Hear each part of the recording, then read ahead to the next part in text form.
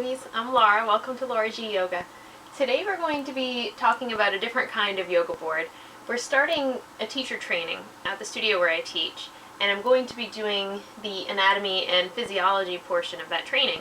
So I wanted to share with you guys some of the basics of yoga anatomy, because I know for people who don't have a medical background or a movement background already, when they're coming into teacher training and they get this anatomy information thrown at them, it can be a little bit overwhelming.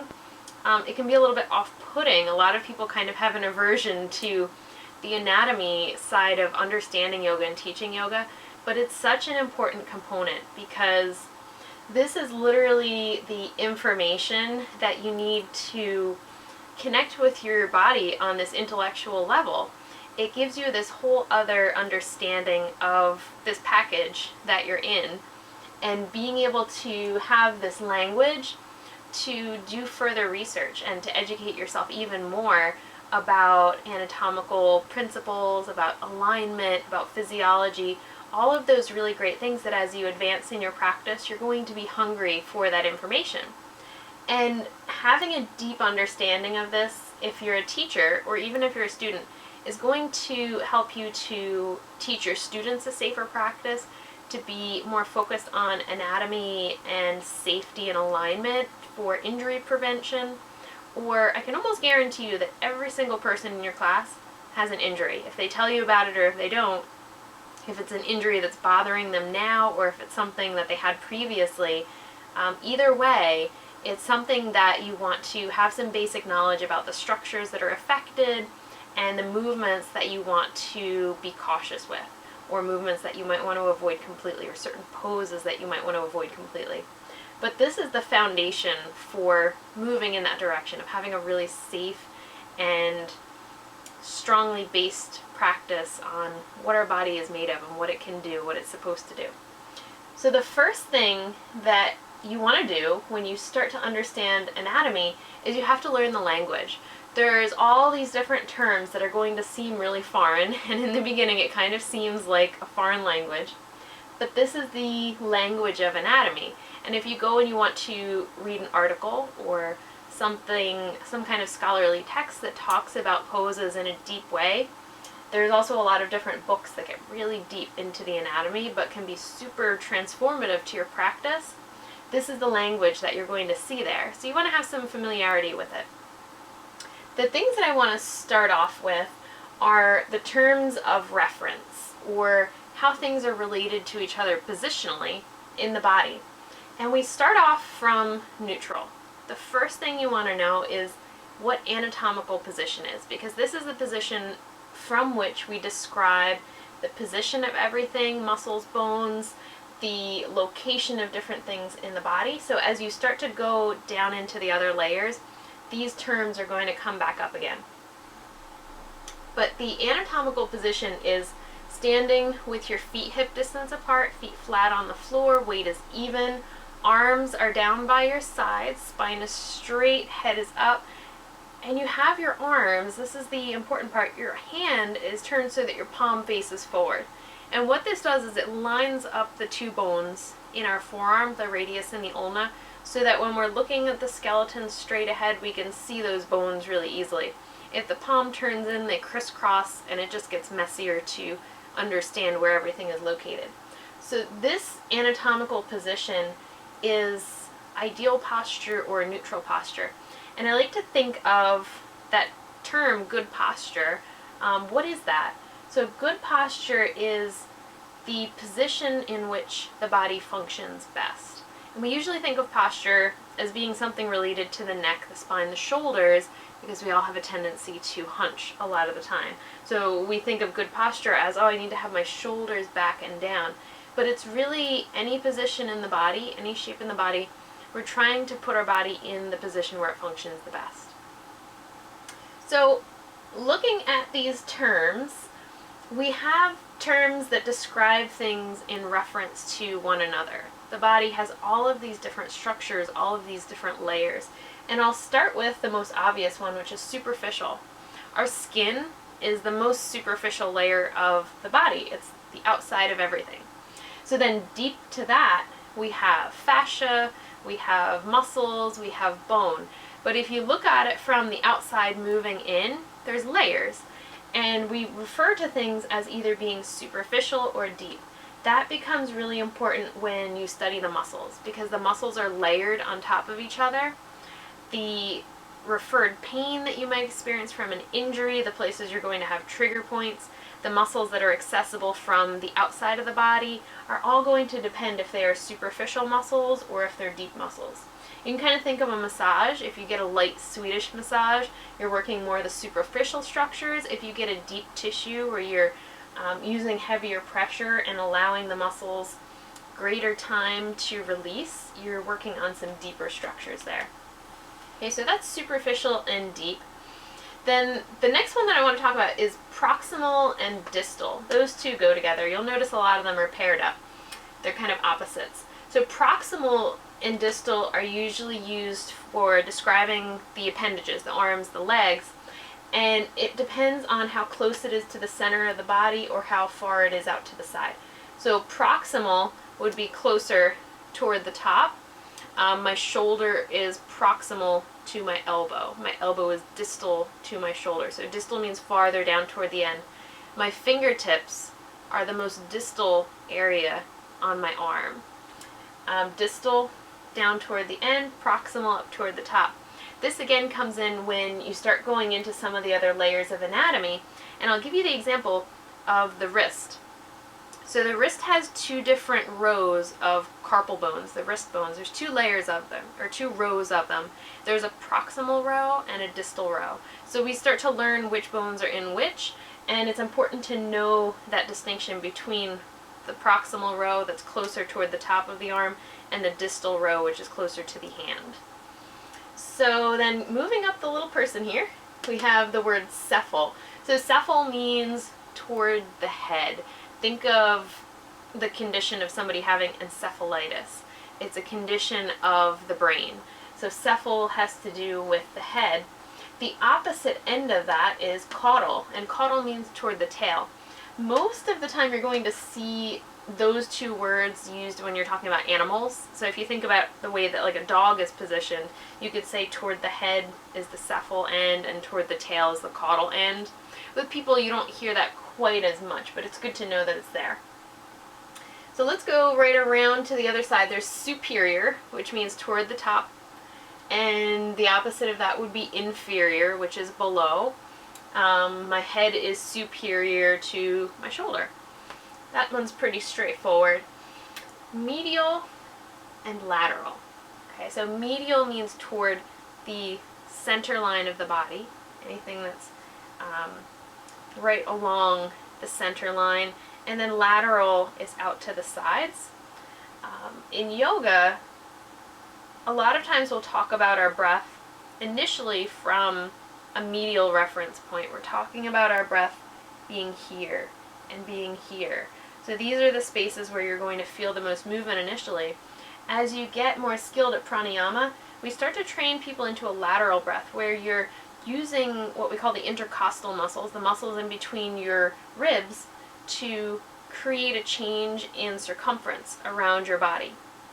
So a lateral breath is when we use the space on the sides of the body. We breathe into the rib cage. You'll do a lateral breath when you're in a side bend because the one lung is more open than the other lung. So you're kind of forced into a lateral breath on one side and then a lateral breath on the other side. Okay, now over on the leg I wrote that proximal and distal pairing again because it has the same principle on the leg. The hip joint is proximal, it's closer toward the center of the body. The foot is distal. The tips of my toes would be the most distal part of my leg. It's the farthest away. And you just use those in reference to each other. The bottom of the foot gets a special distinction that's called the plantar surface of the foot, and then the dorsal surface of the foot is top of your foot, the one that you can look at. That's important when we start to describe movement because that will help you to remember which is which with the movements of the ankle. Plantar surface is underneath, the dorsal surface is the top of the foot, the bony part of the foot. And then the hand is the same way. We make a distinction between the palmar surface of the hand. When we start to describe movements of the thumb, that's going to help you because we have this palmar abduction that we do with the thumb, which means moving toward the palmar surface. And then we have the dorsal surface of the hand. So palmar surface, dorsal surface, and superior and inferior, superficial and deep. So I think that covers all of those, except for anterior and posterior. So anterior, front of the body, posterior, back of the body. That one's not so bad. I talked about dorsal. Dorsal is the back. I always think of a fish. There's the dorsal fin on a dolphin. The dorsal side of the surface of the body is the back of my hand. So if I'm in anatomical position, palmar surface is facing forward. The dorsal aspect of my hand is the back of my hand. The one spot that gets tricky is with the foot, but it's plantar surface underneath, dorsal surface is the top of the foot. Ventral means toward the belly, toward the soft part of the body, and a lot of times you'll see that with a fish as well. The dorsal side is where the fin is, the ventral side is underneath, it's the belly of the fish, but this would be the ventral surface of my body, toward my belly, the soft area. Now let's talk about positions, because if you're not familiar with medical terminology, you might not have heard this distinction before, but prone means that your face down, your ventral surface is down toward the floor, or your anterior surface is on the floor. We do cobra in prone, we do different versions of locust in prone. It's a lot of the things that require us to activate our back body, we do in prone. When we're in supine, that means we're on our back. We're on our dorsal surface, or our posterior surface. That's against the mat. And when we're in supine, we do all sorts of different hamstring stretches. We can do hip opening there. But supine is a great position for supported postures. If you need to keep the back straight and aligned, supine is a nice place to do that. Biped, two feet, standing on your 2 feet. And then we have quadruped, which is a position that we find ourselves in a lot, which means you're on your hands and your knees, because it's 4 points of contact with the floor. Quadruped, hands and knees, like tabletop position would be quadruped. So those are some different terms for positions. Now the last thing that I want to cover in this video are the planes of the body, and we'll revisit that on the next one when we talk about movements. But the planes of the body are these imaginary dividing lines that help us to distinguish some of these words. So I'll start with the coronal plane. And if I had a big sheet of glass that was going to divide my body in half, front and back, so say that there was this big sheet of glass that came down and split me in half right here, it would divide me into the anterior of my body and the posterior of my body. If you are lucky enough to see the Body Works exhibit, where there's all these different dissections of humans and animals, a lot of these different planes are really shown very carefully, where there's a slice and another slice and another slice, so you can see the inside workings of the body. It's really amazing. If you ever get to go see that exhibit, I highly recommend it, because it'll make this stuff make a lot more sense. But the coronal plane, the way that I remember it, is it's like a crown. If you were wearing a crown, it would split right at the crown of your head, and it divides me into anterior and posterior. Okay, so that's the coronal plane. Now there's the mid-sagittal plane, and the mid-sagittal plane is going to split me in half right here, and it's going to divide my left from my right. The closer to mid-sagittal is the very center one. So mid-sagittal, the closer you get to that, you would be a more medial structure. The farther away from that you get would be a lateral structure. So my sternum, the bone right here, is medial to my rib, which is more lateral. Okay, so that's the mid-sagittal plane, and then the transverse plane is going to split you right at the belly button from top to bottom. It's going to split the body into superior and inferior, right in half. Okay, so you think of that one as this huge sheet of glass coming right through there. The important thing to understand about these three different planes of the body is they're always shown in the very middle version, right? So we're split completely in half front to back, we're split top to bottom, superior, inferior, or we'll split right through the middle, so that's mid-sagittal is the perfect match of left and right. But there's other sagittal planes along that, an infinite number really. So there's mid-sagittal right there, and then there's another sagittal plane right next to it, and another sagittal plane right next to it. So if we started at mid-sagittal and you split me there, then you go over and there's another sagittal plane, and another sagittal plane, and another all the way down. The same thing with the coronal plane. So there's a coronal plane that splits me directly in half to anterior and posterior, but then you can move it forward a little bit and forward a little bit. So you get these slices of the body. The transverse plane would be the same thing. You could split me right through the middle, but then you can also have a slice going up or down.